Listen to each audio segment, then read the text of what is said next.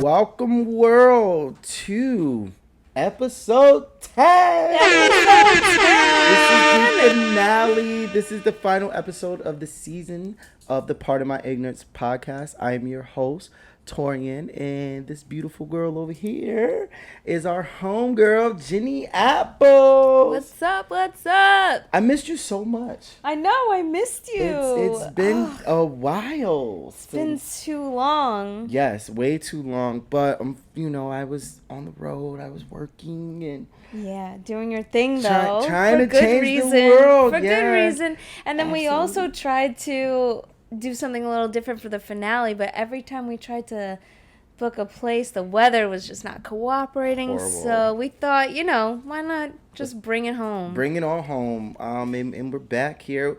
I think that makes sense. We brought it home where we're comfortable, where we could chill. Exactly.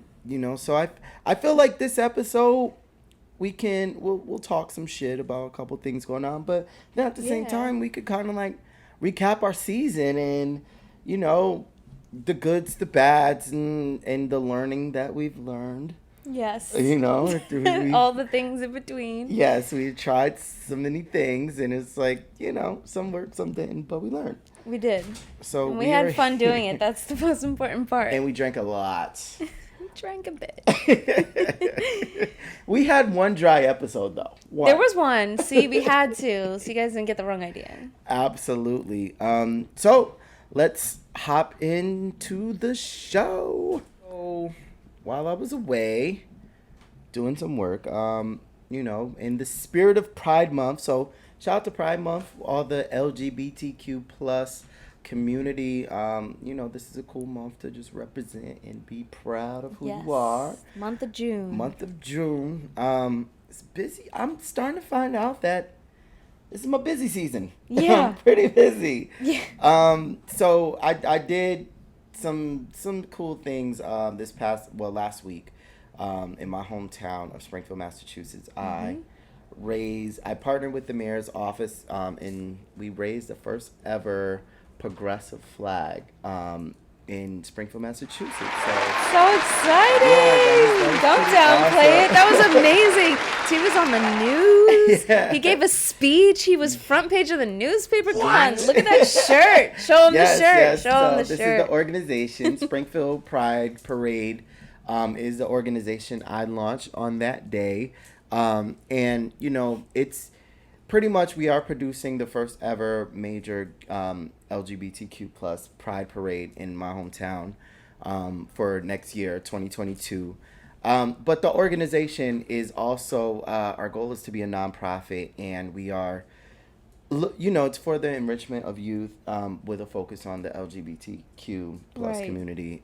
So amazing. Something cool happened on that day too, which was like, wow, that's like one of those universe things. What? You didn't tell me about this. Yeah, so there was this woman. I was running into City Hall to give my friend her T-shirt. She's Chief Diversity Officer of the city, so she was actually doing the proclamation for the mayor. And I was running in to give her a T-shirt, and I ran into this like lady, and I'm like, she's like, "What's going on out there?" I'm like, "Oh, well, we're raising a flag and da-da-da, this is the organization." And she's like, "Oh my God, my son is, of that community, and he's having like the toughest time, he's being bullied and all this other stuff." And I was like, "Can you please stick around, because I want to get like your information, so I can call you and talk to him and, all that stuff." And she did, and it was so beautiful. Like, she like hugged me, she was crying. She's like, "Oh my God, like, wow. I'm so happy, like, this is happening." And I called her, I don't want to say her son, because he doesn't identify as, like, he's, like, non-binary, you know? So, his name is Gabe. So I called Gabe, Gabe. and I was just, like, talking to Gabe, Yeah. You know, and he's like the coolest kid, and That's it's so amazing. like. So you like directly got to see how what you were doing impacted like your absolutely, town. and I'm like, okay, That yeah, is amazing. I'm like, all right, this is what I should be doing. Oh my gosh. Yeah, that was so dope. I was super jealous. I wanted to be there, but I'm so glad you did your thing. Yeah, thank you. It was awesome. Yeah. It was So cool. next year you get the you have parade to out be there. there. You definitely have to Yeah. be You gotta there. make a trip out. Yeah. So was there like a social media link to everything, sponsor what you did? Yep. Everything we launched on last week. So our Instagram is Springfield Pride Parade org. On Facebook, we're at Springfield Pride Parade. And the website is coming very, very soon, springfieldprideparade.org. We're producing that now, and that's where you could get the shirts. Cool. And all of the proceeds from the shirts will go to the Pride Parade of next year. So everybody could be a partner within the parade with, purchase a shirt. And next year, we're going to do it big. It's going to be awesome. Guys, get your shirts. It's for a good cause. Absolutely. We'll see you next year in Springfield. Woo! Shout out to Springfield. We did some great things. Talk cicadas. Cicadas. Tis the season. Tis the season. They are everywhere. Out there. Are they in New York City yet? I don't think they come here. Do they come here? What would make them not come here? I don't know if there's like enough trees for them to be out here like that. That makes sense. But I do know when I went to visit my family in Jersey over the weekend, they were everywhere. Oh, you saw? I've never seen one in real life. Oh my God. And they were like dead on the pavement. They were everywhere. It was gross. One flew in my dad's car. I'm like, oh. And they're like that big. Like they're big. They're like big, juicy, fat bugs. But they do serve a purpose. And they only come out like, like mid-June to end of June, early July. Is it every year? Because I feel like I feel like we have it. This is the first year I've even heard about a cicada. What? Yeah. I think it's every year, but they serve a very good they serve a circle of life purpose. So it's like, wait, you were just telling me, it's like a. Go ahead. What is the circle? So they come out for like 2 weeks out of the year. Mm-hmm. They live in the trees. They eat off like something that the tree secretes. Okay. And then that word secretes is yeah, it's a little weird. When they die, they produce a form of nitrogen that the tree absorbs, and it's a necessary nutrient for the tree to survive. Wow. So it's like full circle. So it's almost like cicadas provide oxygen to us. Because if they feed trees, trees provide oxygen. Yeah, they are necessary, I guess, but super annoying. Yeah, and I heard that, and they've really been around since dinosaurs. Yeah, they've been around. And they can't hurt you. I think that's a thing too. Like people no, they don't hurt you, but they're just huge, and they remind me of dragonflies. But they're bigger than dragonflies. They're bigger than dragonflies, but the way their wings are and how fast the way they fly around, like stick to your dashboard, like. Oh, so gross. Have you ever put the windshield wipers on with a cicada? Yes. Oh my god. Well, not a cicada, just like a bug or something, and then you get that big streak. It's like, oh god, so gross. But they're really gross. But speaking of cicadas, I overheard that there was an incident. Joe Biden got attacked by a cicada. Wait, one landed on him. He was on the tarmac or something like that, or for getting on a plane or something. Did you see so ridiculous? QAnon said something like it's a conspiracy because they only come around every 17 years or something weird, and it's just shut up. What are you guys talking about? We're trying to make something out of nothing. Right? Please, they're everywhere. They're just everywhere. Stop. If one falls on you, yeah, it could happen. But yes, you're not and it gonna might die. be good luck. Who knows? They say when a bird craps on you, that's good luck. Yeah, that means money's coming to you. Damn it. I haven't been crapped on by a bird in forever. That's a problem. Yeah. All right, so I guess we could keep it current events, cicada, Biden. I'm so over talking about this guy. But Trump, his DOJ, the abuse of power thing is so ridiculous because I feel like now the shit's kind of hitting the fan because it's a lot coming out now. Mm-hmm. So just to kind of bring you Happening. guys up to speed, Trump's Department of Justice subpoenaed Apple to get like phone records and all that stuff of just like some members of Congress. I know Adam Schiff was definitely one of them. Yeah. Shifty Schiff, who freaks me out. Like the way he stares without blinking, it's like, bro. Oh, so creepy. It's like, relax. So then they subpoenaed Apple. I guess got the phone records, and I think they got like some phone records of like someone's children too. Oh, sheesh. Yeah, and then they served Apple with a gag order, and I think they served another news media outlet with a gag order too. So it's like, we did this, and don't talk about it. Right. So now the new DOJ is in, and they're like trying to, I guess, just sort through this whole thing, because I think that's illegal. I don't think you can do that. That's almost like Watergate, kind of. I believe it. Yeah. So it's Leave like, it to Trump to. this dude is just like, he just broke every record, law, whatever the case is. That guy's crazy, man. I know, and he's just so trying to be in the public eye. Yeah. He's so trying to like be on social media. He even started his own blog that got shut down within 30 days. Because no one's interested. Like, bro. Yeah. No one's He just keeps interested trying. in TrumpBlog.com. I don't even know what it was called. I don't know. Oh, no. It was called From the Office of Donald J. Trump. Oh, Lord. Or like From the Office of the Ex-President. I don't know. Something stupid like that. But it was low traffic. Because it's just like, I don't know. Maybe it's just like you can't build that fan base, or I don't know why. It's so crazy. Yeah, it's just a relief to not have to deal with them anymore. Yeah. And even like, Biden was just with the Queen. He went to go visit England, and last time Trump was there, he just like straight up disrespected the Queen, and it's like a thing over there. You're never supposed to walk in front of her. Really? Yeah. I did not know that. Yeah, it's a sign. It's like a level of supreme disrespect, and of course, like, it's just Trump's whole trip over there. He's pushing people out of the way to get in front of the camera, and like ridiculous. he's walking like down the garden with the Queen, and he's like walking in front of her, stepping in front of her, and she like walks around just like looks at him like off with his head. She could have saved called up it. at She least should've 3 called years. it. Off with his head. You want to play with me? Off with your head. How about that? Yeah, just like the level of disrespect. And even Nancy Pelosi was just in an interview saying how, Biden's going to go talk to Putin very soon. He's on his way over there. And she was saying, like, it was just such a disgrace the way that he just, like, highly respected Putin the last time he was over there. It was almost like a man crush.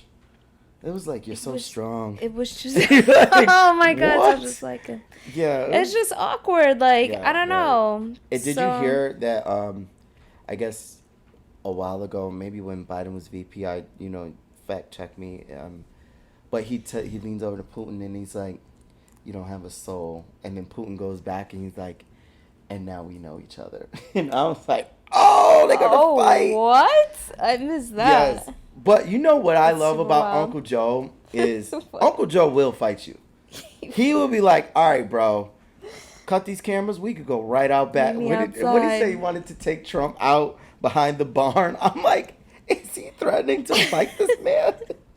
I love Uncle Joe. Oh, my God. And when is that happening? Do we know? When is he's going to visit Putin? Putin, yeah. Soon. Probably, yeah, because I think he's really over there soon. now. Yeah, he's over there. Wow. It might be He's this on his week. way. Yeah, I think it might be this week. Wow. That's going to be interesting. Speaking of fights, I actually rather see Uncle Joe and Putin other than this crap that we watched the other night.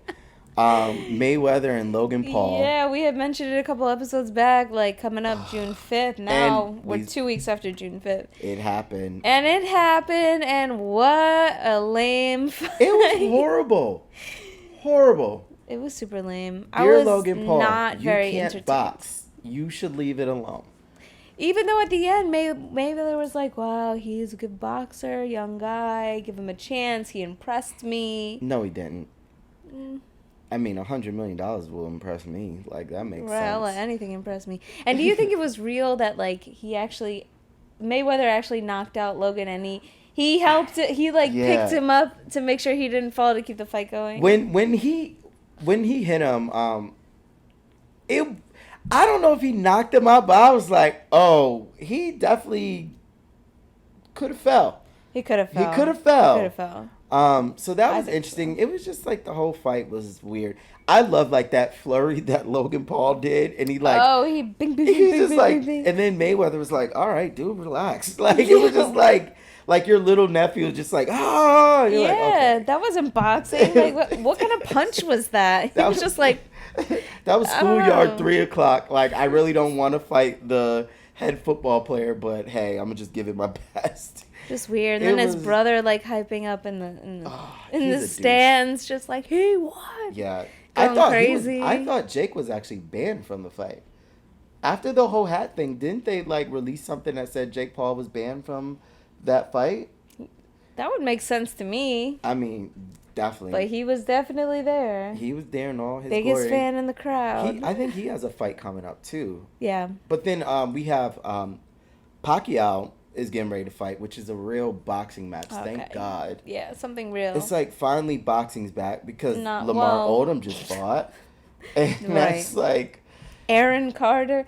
That was awkward to watch. It's just like, they are also just two very different sizes. And they're both crackheads. What? Sorry. They are. I mean, it was like a back alley brawl of crack addicts. It was just weird. So, like, what is happening with boxing? What are we doing here? I don't know, but I know. What are we doing here? I feel like this Pacquiao fight is going to gross, like, some really good money because I think people just want to see, like, a real boxing match now. Yeah, that'd be nice. It's like a mockery. It is. I don't know. Yeah, so that's your current events, I guess. Current events. That's your current events. Said it before, we'll say it again. New York City is back. It's like back. It's like rip the Band-Aid off. Here we are. Here we are, full freaking capacity. Yes. I mean, keep your social distance, yes, but full capacity. Everybody's out here. Streets are packed. Restaurants are packed. Clubs are packed. Crazy. And everything is like back to normal hours and all that stuff too now, normal right? hours. Bars are open till 4 a.m. again. What? Wow. Clubs are open till 4 a.m. People are out here. I don't understand how you could social distance, though, in a packed club. Yeah, you don't. That's one of those Jen questions. Remember you were like ringing off questions? Oh, yeah, but how do you say it? I had so many questions. I still have the questions. Yeah. You know what the answer is? They don't care. They no longer do not care. They do not care. They're going to say like, oh, yeah, these are the rules, but whatever you're comfortable with. And those people are comfortable. Let me tell you. God.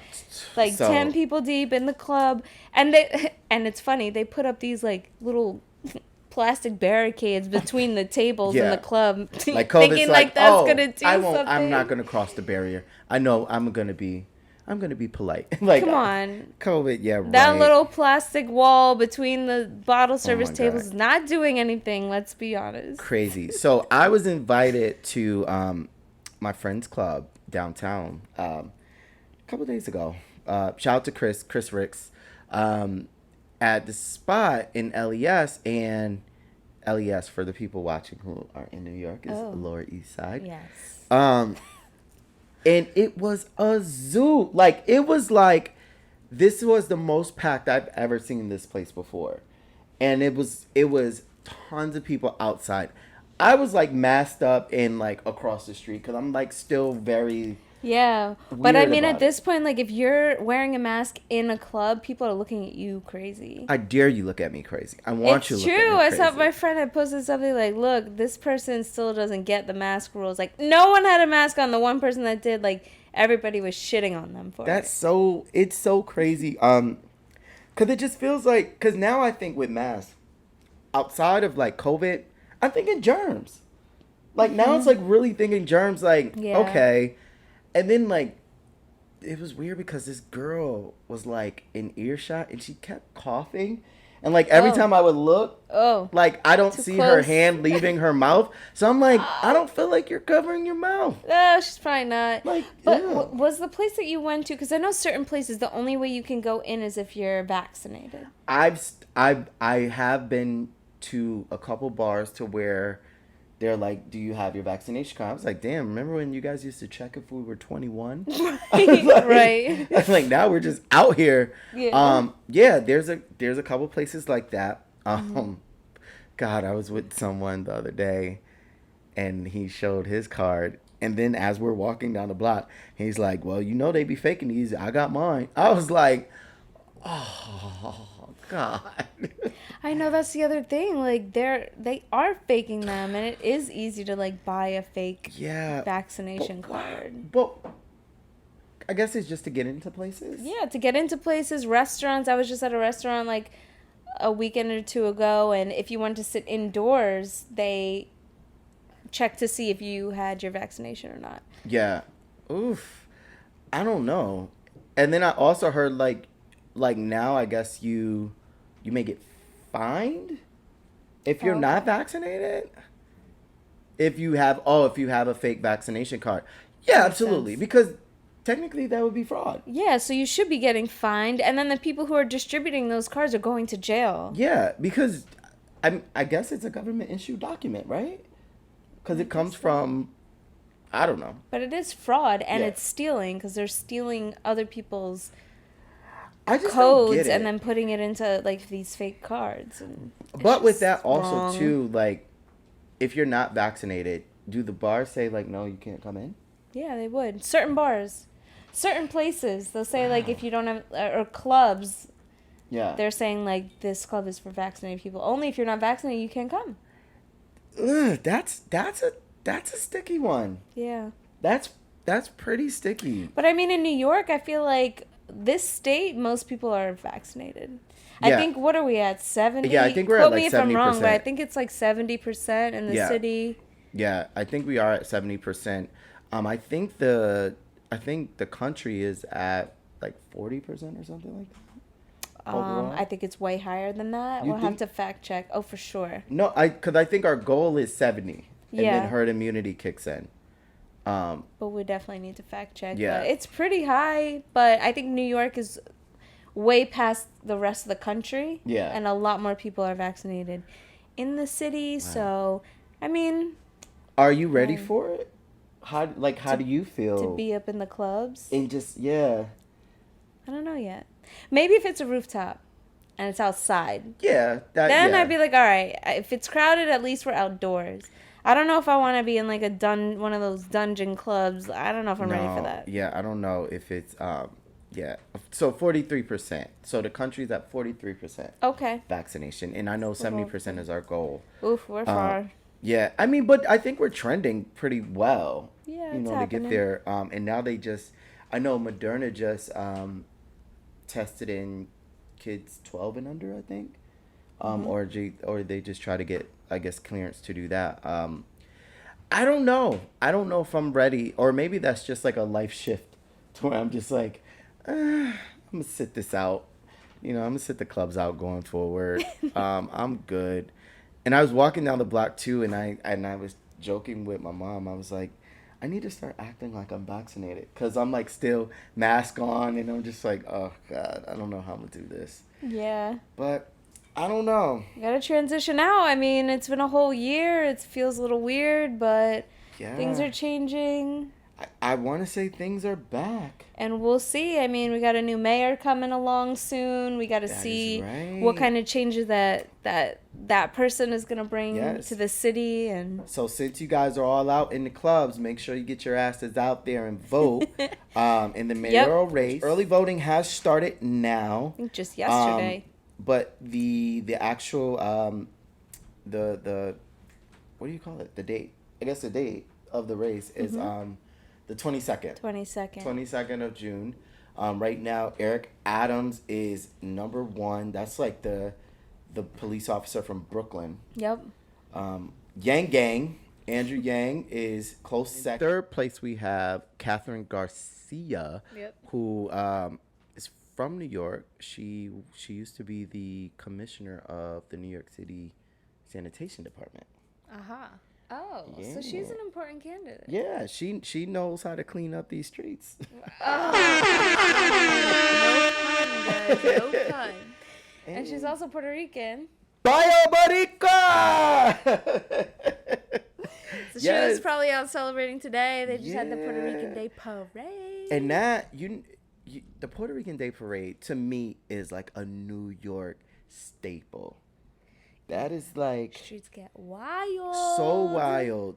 I remember being in Massachusetts. We used to drive to New York. And we used to get the Air Force One, the Nike Air Force Ones. Mm-hmm. And if you get the ones with the Puerto Rican flag on it... What? That's like... You got fire on your feet. Like, so crazy. And it's like, I think we celebrated the Puerto Rican Day Parade more than we celebrated, like, Juneteenth or, like, any type of African American anything. It's just that energy. Oh, it's so much energy. Yeah, I feel like everybody is Puerto Rican during the Puerto Rican Day Parade. I think so too. Absolutely. It's so fun. I used to live in Bushwick, and they would like come down Knickerbocker Avenue with a whole like a few miles worth of cars, all with flags. Everybody playing music, and then like everybody on the streets is dancing with the people in the cars. The cars are stopped. They have a dance party. Then they keep the cars moving when the light turns. It's so much energy. It's like a whole thing. That is so dope. And then because everybody was on Nutcrackers. Everybody had the Nutcrackers. Oh, they must have. They had their Nutcrackers. Shout out to New York. Like that is, I just like love that. It's so much energy, and it's like you're just turned up all day. Oh, another one too though is I think the West Indian Day Parade is like insane too. Oh, that's a good one too. Yeah. In Brooklyn. Yes. Aw, New York City, we love you. We love it. We love it. All right. So go vote, everybody. Please remember go vote. And please. If you could hit the club, go vote.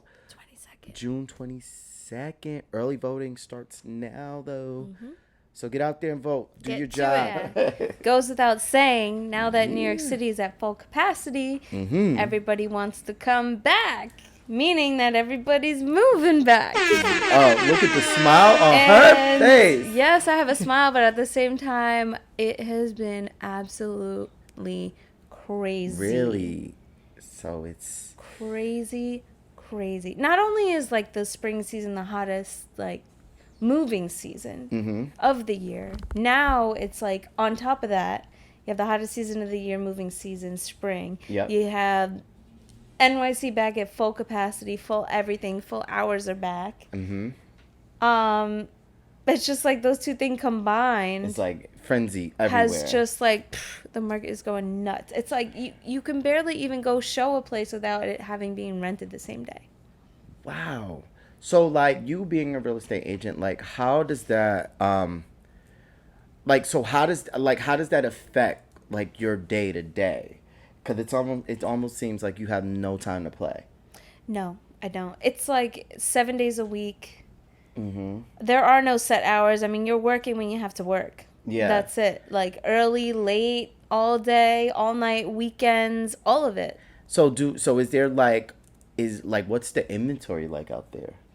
It's hard because, I mean, 2 months ago, there were so many vacancies and landlords were like begging people to come take those apartments. Yeah. Now they barely have to beg people to get there. There's people fighting, multiple applications on apartments to be rented, multiple bids on houses that are being sold. People are overbidding and still not getting it.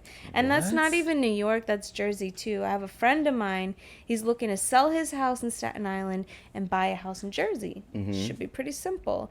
The Jersey inventory, there's nothing. There's nothing available. And whatever is available, I mean, people are overbidding.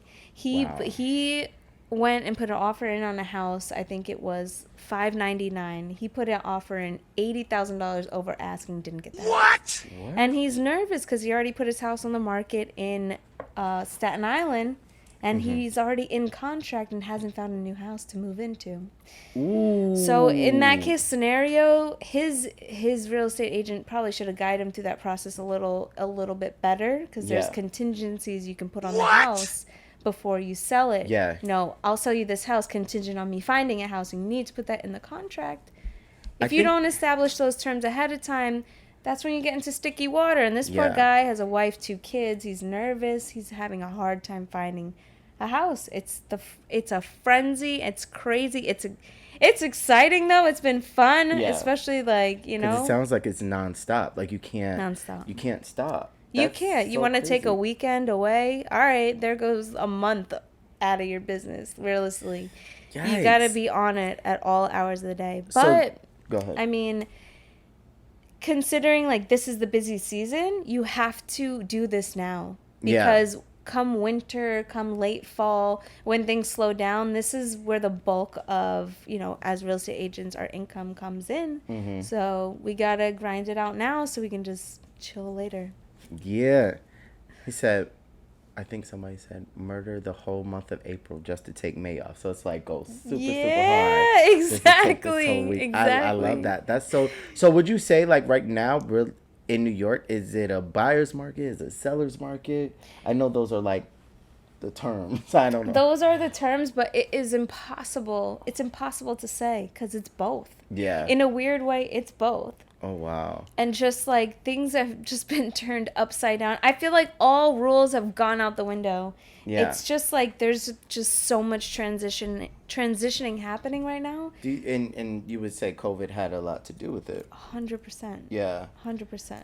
Wow. So how because you know, we were looking at these lists and all that, and I know that New York is like, what was it, 64 out of like 63? It was like 63 most unaffordable places to live.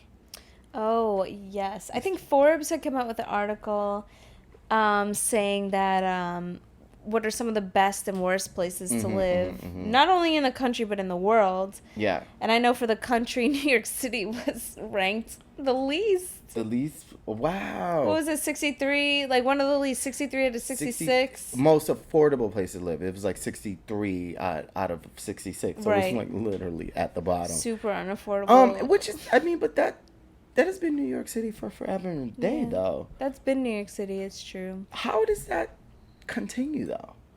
I mean, it's just a pricey city, and they can be. It's just a huge touristy pothole, and, you know. Not a huge touristy pothole. That is exactly what I'm calling it. Touristy pothole. So continuing on with those lists. I'll take the best cities. I'll list the top 10 best cities to live in. And I'll list the worst. And you'll list the worst. In the world. In the world, yes. So what's interesting about these top 10 cities to live in, the best cities to live in, Spain holds 4 rankings on here, or 4 slots. Okay, yeah, all right, yeah. So I'll list the top 10 best cities to live in, and then we'll name where we would want to live. Okay. All right? Go for it. Okay, cool.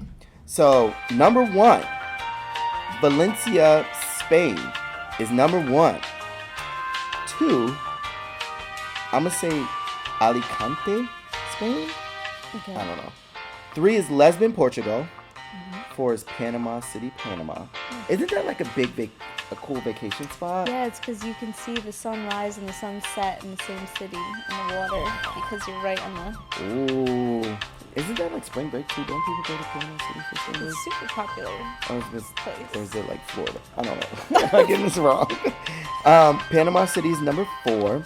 Singapore is number 5. That's interesting. I can't even pronounce this in Spain. Malaga. Malaga. I don't know. Malaga, Spain. Is number 6. Buenos Aires, Argentina is number 7. Wow. Kuala Lumpur. I don't know. What is that? I've never heard of that. I don't know. I've never heard of that. That's number 8. Madrid, Spain is number 9. Okay. And 10 is Abu Dhabi. Wow. Dubai. Dubai. Wow. So. Okay. Sorry, I'm going to choose which one I would live. Yeah. I think I would go for Lisbon. Really? Portugal. Okay. Lisbon. Gorgeous. So pretty. I think I may go with. Oh, and the one you couldn't pronounce, I think it's Malaysia. Malaysia. Yeah. Okay. Kuala Lumpur. There you go. Lumpur. Which is that's number 8. I think I would go in Madrid. Okay. Number 9, I would probably live in Madrid, and it's so weird because I feel like I may end up in Spain. Yeah, maybe. At some point, I don't know. Might have to go take a trip out there and see what it's all about. We're leaving in 2 weeks. We're leaving. So so with this being, the wrap of season 2. Yeah. We gotta get a trip on. Oh, abroad. Yeah, season absolutely. 2 abroad. Yes. So what about the worst cities? You ready to hear the worst? Yes. The world's 10 worst cities to live in. Number 1, Kuwait. Yup. Yes. We're just gonna leave that at that. Ranked 66 out of 66. Number 2, Rome, Italy. Yeah, that's interesting. That is interesting. That's very interesting. Maybe because it's like a touristy city, so it probably doesn't have. And I don't know. That's interesting. It's really interesting. And it's a poor city. Oh, okay. Well, that could have a lot to do with it. Makes sense. Number 3, Seoul, South Korea. Okay. Number 4, Milan, Italy. That I have heard.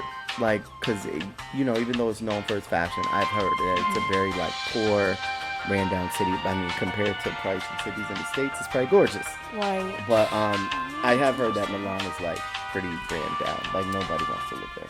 I can see that. Mm-hmm. Number 5, Kenya. And number 6, Paris, France. That's interesting. It's very interesting, but I feel like, does Paris have a lot of crime? I think it has a lot of crime. I mean, Kim Kardashian got robbed. Did she? Did she though? Right. We don't know. It Number was probably Kanye who did it. He set up the whole thing. Oh my god. Number 7, you have Johannesburg, South Africa. I heard South Africa was amazing. Gorgeous. I heard it was stunning. And it was and I heard their nightlife there is out of this world. Yeah, it's a really cool country. Yeah, that's interesting. Also shocking. Mm-hmm. Number 8, Santiago, Chile. Weird. Number 9, Dublin, Ireland. What's going on out there? Isn't that where Guinness is from? Dublin? Yeah. Mm-hmm. Oh, that might have and a little something to do with it. Irish coffee. Oh, well, they do get boozy out there, don't they? And you said the Irish coffee was created there? Yeah. That makes sense. Yeah. That's where my cousin proposed to his wife. Oh. It was so sweet. He got down on one knee. It was a rainy day. As soon as he proposed, the sky broke and a double rainbow came out behind them. Awesome. It was just what? Fairy tale. That's awesome. And I heard it's beautiful over there, though. Gorgeous. So gorgeous. Wow. Anyway. Sadly, number 9. Then number 10, Hong Kong. Worst place to live. I wonder why Hong Kong. Communism. Oh, well, there he goes. Communism. That could be it. So. So I'm gonna just be honest. I'm gonna just be honest with you. Our producer writes things on the board that kind of gives us little notes on what we should touch. And it's funny because he writes things and he doesn't realize that the camera is dead smack in the way of whatever he's writing. So it's God. I don't know what that says. Since this is the last episode, we are. Yeah, we got to give you behind the scenes of under what the it bus is. Of the behind the scenes. Too many he's saying people. There's too many people in Hong Kong. All right. That makes sense. That could be a reason. Yeah, that does make sense. I wonder what Hong Kong's population is. At this point, I have no idea. Didn't they just came out with a new law that says you can have more than one child now? Oh, I remember that. Up to 3, I think. Because at one point you couldn't because of the population. Right. Wow. I think Okay. now you can have up to 3. God, New York gives me anxiety. Can you imagine Hong Kong? Whew. Nope. Whew. Those trains. Sheesh. Lord. 7.8 million people in Hong Kong. Jeez. Wow. That's a lot of people. Isn't there like 1.3 in New York? I think there's a lot. Yeah. I think it's more. That's crazy. All right. Well, yeah. If you're looking to move somewhere, go to Hong Kong. No, don't go to Hong Kong. Favorite worst city? We would have a favorite worst city to live in. Favorite worst city? I guess I'd pick Paris. Absolutely. I'd go Paris. 100%. I would say Johannesburg, but like I don't know. I would probably go with Paris. Yeah, for sure. Because it's like even if